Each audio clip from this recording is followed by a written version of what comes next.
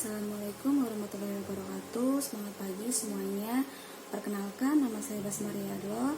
Saya mahasiswa dari Universitas Dian Nusantara Bekasi, Fakultas Ekonomi dan Bisnis, mata kuliah Manajemen Pemasaran. Di sini saya dan rekan-rekan saya dari kelompok 1 yang terdiri dari Assalamualaikum warahmatullahi wabarakatuh. Perkenalkan, nama saya Eka Purnama dari kelompok 1 Manajemen Pemasaran, mahasiswa Universitas Dian Nusantara Bekasi. Selamat siang, perkenalkan nama saya Hari Persad dari kelompok 1 mata kuliah Manajemen Pemasaran di Universitas Dian Nusantara. Bismillahirrahmanirrahim. Assalamualaikum warahmatullahi wabarakatuh. Perkenalkan, saya If Muzdalifah Fauzia dari kelompok 1 Manajemen Pemasaran. Halo semuanya, perkenalkan nama saya Raffi Agista Hadi Pradana dari kelompok 1 Manajemen Pemasaran. Di sini saya dan rekan-rekan saya akan sedikit menyampaikan paparan mengenai manajemen pemasaran yang bertemakan New Product Development dan Strategi Pricing. Adapun video ini dibuat untuk tugas akhir mata kuliah manajemen pemasaran dengan dosen pengampu yaitu Bapak Muhammad Al-Faruq Abdullah Eskom MM. Saja masuk ke materi. Di sini saya akan sedikit menjelaskan mengenai New Product Development. Menurut Product Plan, pengembangan produk adalah segala tahap yang bertujuan mengembangkan produk dari sebuah konsep atau ide melalui marketplace dan sebagainya. Adapun menurut Touch Target, pengembangan produk adalah merancang tata cara pembuatan konsep, desain, pembangunan, dan pemasaran produk yang baru dibuat atau baru melakukan rebranding. Dari definisi tersebut dapat kita simpulkan bahwa pengembangan produk adalah proses untuk mengembangkan dan melakukan perubahan pada sebuah produk. New Product Development sangat dibutuhkan oleh perusahaan karena jika perusahaan ingin menjual suatu produk yang banyak diminati oleh pelanggan, maka perusahaan harus selalu memiliki ide-ide dan inovasi terbaru. Nah, disinilah peranan dari product developer itu sendiri sangat diperlukan. Kenapa? Karena mereka mampu membantu mengembangkan suatu produk di perusahaan agar produk dapat diminati oleh klien ataupun user. Nah, maka dari itu, maka peranan developer itu sangat-sangat membantu untuk perusahaan, untuk kemajuan perusahaan itu sendiri. Kapan new product development harus dilakukan? Di antaranya adalah sebagai berikut. Yang pertama, pertumbuhan melambat. Yang kedua, permintaan mulai berkurang. Untuk yang ketiga, pelanggan berharap ada perubahan besar di pasar. Untuk yang keempat, ada kompetitor baru. Dan untuk yang lima, yang terakhir adalah kompetitor mulai meninggalkan pasar. Nah, di situ perlunya kita untuk melakukan yang namanya itu new product development agar barang yang kita jual bisa terjual dengan cukup banyak. Adapun fungsi dari New Product Development itu sendiri adalah produk atau jasa baru dapat membuka pasar yang benar-benar baru. Produk atau jasa baru bisa menggantikan produk yang ada saat ini, mengambil alih produk atau jasa lama yang masih ditawarkan perusahaan, mampu melebarkan pasar perusahaan, meningkatkan penggunaan sumber daya perusahaan, mengantarkan perusahaan ke pasar atau segmen baru, meningkatkan hubungan antara perusahaan dengan para distributornya, dan untuk yang terakhir adalah mempertahankan atau meningkatkan pangsa pasar perusahaan itu sendiri. Nah, itu adalah salah satu fungsi dari New Product Development itu sendiri. Mungkin cukup sekian materi yang dapat saya sampaikan. Untuk selanjutnya akan dilanjutkan oleh rekan saya Eka yang akan menerangkan sedikit tentang contoh dari New Product Development itu sendiri. Terima kasih. Ya baik, di sini saya akan melanjutkan pembahasan materi tentang New Product Development. Di sini saya akan memberikan contoh New Product Development tentang bisnis makanan dan minuman. Yang pertama adalah melakukan pencampuran rasa dari rasa primer yang sudah dimiliki produk Anda untuk menciptakan sensasi rasa baru. Contohnya seperti produk fruity dari Sosro yang mulanya hanya memiliki rasa primer seperti teh apel, teh lemon, dan teh stroberi, namun kemudian membuat variasi produk dengan rasa campuran seperti teh apel lemon dan teh stroberi blackcurrant. Yang kedua adalah melakukan penggabungan bahan, yaitu menambahkan bahan baru ke dalam bahan utama, di mana kedua bahan ini merupakan struktur makanan yang solid dan bisa berdiri sendiri-sendiri, atau bukan menambahkan bumbu ke dalam bahan makanan. Contohnya adalah produk bubur gandum Quaker Oatmeal yang memiliki produk oatmeal yang dicampur dengan potongan pisang serta buah arbe di luar oatmeal biasa. Yang ketiga adalah melakukan inovasi pada cara pengolahan atau konsumsi makanan dan minuman tersebut. Misalnya produk keripik sayuran yang sekarang sedang populer yang dibuat dari sayuran hijau, atau produk jus yang dibuatkan menjadi es lilin. Contoh yang keempat adalah membuat kemasan yang unik dan menjadi ciri khas tersendiri bagi produk tersebut. Misalnya, produk Gulaku yang kini mengeluarkan kemasan bergambar buah dengan resep yang menggunakan buah tersebut di belakang kemasannya. Kemasan tersebut didesain lebih trendy, serta kemasan khusus bertemakan kebudayaan Indonesia. Contoh kelima adalah membuat produk dengan pengemasan spesial untuk hari-hari istimewa. Misalnya adalah produk coklat dalam kemasan cantik mirip pastel untuk penjualan menjelang lebaran, atau produk minuman soda yang dijual dalam paket cantik lengkap dengan harga khusus atau harga yang lebih terjangkau untuk penjualan menjelang Natal. Contoh yang terakhir adalah melakukan segmentasi produk dengan menambahkan formulasi khusus atau cara pengolahan tertentu seperti memberi tambahan kalsium dan vitamin, atau menggunakan bahan-bahan yang lebih sehat. Contohnya adalah Indomie yang mengeluarkan susu tinggi kalsium untuk orang dewasa dan produk susu untuk anak-anak, serta produk mie hijau yang rendah kalori dari mie instan lainnya. Sekian dari saya mengenai pembahasan materi tentang new product development, dan akan dilanjutkan oleh rekan saya mengenai pembahasan materi tentang strategi pricing. Selanjutnya saya akan membahas strategi pricing. Pertama, produk yang telah beredar. Strategi produk yang telah beredar merupakan posisi produk ataupun jasa tersebut dari siklus kehidupan produk. Dalam hal ini tahapan siklusnya merupakan ada 3 bagian, yaitu pertama, tahap pertumbuhan. Pada tahap pertumbuhan ini ditandain dengan penjualan yang meningkat, disertai pesaing yang baru. Pada awalnya terjadi pertumbuhan yang cepat. Strategi yang diterapkan adalah strategi mempertahankan produk atau harga produk ketika pertumbuhan melambat. Tetap terapkanlah harga produk dengan agresif, serta mendorong penjualan semakin meningkat, sekaligus menghadapi pesaing yang baru. 2. Tahap kematangan. Pada tahap kematangan ini, fleksibilitas harga merupakan kunci efektivitas strategi penetapan harga. Pada tahapan ini, perusahaan harus benar-benar responsif terhadap pasar dan harga. Strategi yang ditetapkan adalah strategi psikolog konsumen maupun pemotong harga, yaitu diskon, sehingga dapat mempertahankan loyalitas pembeli agar dapat memperbanyak penjualan dan keuntungan yang diperoleh. Selanjutnya, saya akan membahas tentang strategi pricing. Fungsi penetapan harga. Harga memiliki fungsi dan peranan penting bagi 3 pihak sekaligus, yaitu bagi pihak perekonomian, bagi pihak konsumen, dan juga bagi pihak perusahaan. Yang pertama, bagi pihak perekonomian, harga sebuah produk atau jasa mempengaruhi sewa lahan, upah, bunga, dan juga laba. Yang kedua, bagi pihak konsumen, konsumen mempertimbangkan harga berdasarkan citra, merek, lokasi toko, layanan, nilai, dan juga kualitas.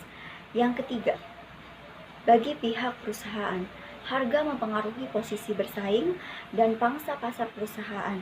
Selain itu, harga juga berpengaruh pada pendapatan dan laba bersih perusahaan. Tujuan penetapan harga terbagi menjadi 5. Yang pertama, tujuan berorientasi pada laba. Jadi, setiap perusahaan pasti ingin mendapatkan laba sebesar-besarnya dari produk atau jasa yang ia tawarkan. Hal ini disebut dengan memaksimalkan harga. Namun, di era persaingan global seperti saat ini, memaksimalkan harga sangatlah sulit terwujud. Inilah yang menyebabkan banyak perusahaan menggunakan pendekatan target laba, di mana tingkat laba dari perusahaan sesuai dengan harapan sebagai sasaran laba. Ada dua jenis target laba, yaitu target margin dan target ROI. Yang pertama, target margin. Target laba suatu produk atau jasa yang dinyatakan oleh persentase yang menggambarkan rasio dari laba terhadap penjualan. Yang kedua, target ROI. Target laba suatu produk atau jasa yang dapat dinyatakan sebagai rasio laba terhadap investasi total yang dilakukan perusahaan dalam bentuk fasilitas produksi dan juga aset yang mendukung dalam produk tersebut. 2. Tujuan berorientasi pada volume. Selain bertujuan terhadap laba, ada juga perusahaan yang menetapkan harga berdasarkan volume. Dalam hal ini, harga ditetapkan agar dapat mencapai volume penjualan tertentu yang sesuai dengan pangsa pasar atau nilai penjualan. Perusahaan yang menggunakan pendekatan di antara lain perusahaan penerbangan dan perusahaan tour and travel. Yang ketiga, tujuan berorientasi pada citra. Ada juga perusahaan yang menggunakan citra dari perusahaan untuk menentukan dan menetapkan harga. Perusahaan yang citranya bagus dan sudah dikenal masyarakat akan sangat mungkin memberikan harga yang tinggi dibandingkan dengan perusahaan yang citranya biasa saja atau belum dikenal masyarakat. Yang keempat, tujuan berorientasi pada stabilitas harga. Selain 3 tujuan penetapan harga di atas, terdapat tujuan penetapan harga lainnya, yaitu stabilitas harga. Jika suatu perusahaan menurunkan harga suatu produk, maka mau tidak mau, perusahaan sejenis pun harus menurunkan harga mendekati nilai yang sama. Hal inilah yang disebut dengan stabilitas harga. Biasanya, hal ini terjadi pada perusahaan yang produknya sudah terstandarisasi. Yang terakhir, tujuan lainnya. Penetapan harga dalam hal ini bertujuan untuk mencegah masuknya pesaing dalam bisnis, menjaga loyalitas konsumen, dan menghindari campur tangan dari pemerintah. Tujuan-tujuan ini dapat mempengaruhi strategi persaingan suatu perusahaan. Faktor pertimbangan dalam strategi penetapan harga yang pertama yaitu biaya. Sebuah perusahaan menghasilkan keuntungan jika menetapkan harga jual lebih tinggi daripada nilai rata-rata produksi. Semakin besar selisih antara harga jual dengan biaya, maka semakin besar keuntungan yang dimiliki oleh perusahaan. Yang kedua, pelanggan. Yang ketiga, jenis produk. Yang keempat, target pasar. Pasar memiliki dua kategori, yaitu pasar baru dan pasar saat ini. Namun keduanya memiliki strategi penetapan harga yang berbeda. Yang kelima, pesaing. Harga mempengaruhi daya saing yang relatif terhadap pesaing. Karena itu, harga produk pesaing adalah pertimbangan yang sangat penting dalam menetapkan harga. Yang keenam, elastisitas harga dari permintaan. Dan yang tujuh, yang terakhir, siklus hidup produk. Siklus hidup produk memiliki 5 fase khas dalam masa hidupnya, yaitu tahap pengembangan, tahap pengenalan, tahap pertumbuhan, tahap matang, dan juga tahap penurunan. Oke, kita langsung masuk ke materi tentang strategi pricing, yaitu penetapan harga di mana perusahaan mengklasifikasi dan menggolongkan produk atau jasa yang dihasilkannya produk baru yang belum memiliki konsumen tetap. Bisa juga dikatakan sebagai produk yang telah beredar yang memiliki pangsa pasar tersendiri.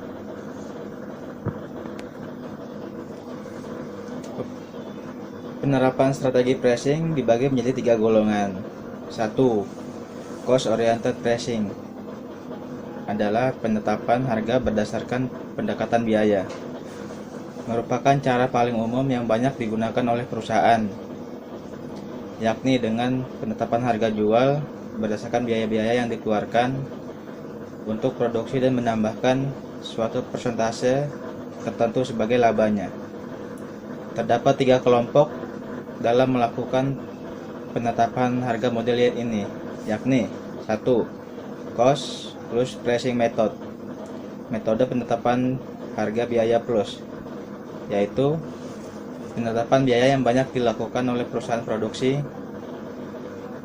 Perhitungannya dengan cara harga jual beli per unit dihitung dengan menjumlahkan seluruh biaya per unit, ditambah jumlah tertentu sebagai laba yang dikehendaki. Rumusnya yaitu biaya total ditambah biaya laba sama dengan harga jual. Kelompok yang kedua yaitu markup pricing atau metode penetapan harga markup. Merupakan penetapan harga yang dilakukan hanya dengan menambah laba. Cara ini banyak dilakukan oleh pedagang perantara karena mereka tidak ada biaya-biaya produksi. Rumusnya yaitu harga beli ditambah markup sama dengan harga jual. Selanjutnya, kelompok 3 yaitu target pricing. Merupakan penetapan harga yang dilakukan berdasarkan tingkat pengembalian investasi yang diinginkan.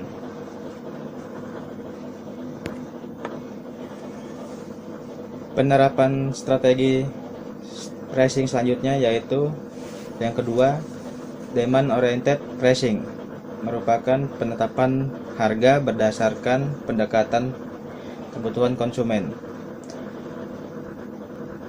Menurut Yaslim Salidin tahun 2003 halaman 96, demand oriented pricing adalah penentuan harga dengan mempertimbangkan keadaan permintaan, keadaan pasar, dan keinginan konsumen. Demand oriented pricing berdasarkan pada tingkah laku demand. Misalkan, harga tinggi apabila demand sangat kuat dan harga rendah bila mana demand lemah. Untuk menanggapi aneka macam konsumen yang menginginkan suatu produk, maka cara yang biasa ditempuh adalah dengan mengadakan diskriminasi harga. Macam-macam diskriminasi harga yang dapat dilakukan misalnya diskriminasi terhadap teritorial wilayah, kelompok customer, pelanggan, waktu dan kualitas produk. Penerapan strategi pricing yang ketiga yaitu competition oriented pricing atau penetapan harga berdasarkan pendekatan persaingan. Competition oriented pricing merupakan penetapan harga yang didasarkan kepada harga yang ditetapkan oleh pesaing. Hal ini dilakukan terutama untuk produk-produk yang bersifat homogen. Beberapa metode penetapan harga yang dapat disebutkan sebagai berikut. Pertama, perceived value pricing, yaitu penetapan harga di mana perusahaan berusaha menetapkan harga setingkat dengan rata-rata industri. Yang kedua, sell bid pricing, yaitu suatu penetapan harga didasarkan pada tawaran yang diajukan oleh pesaing.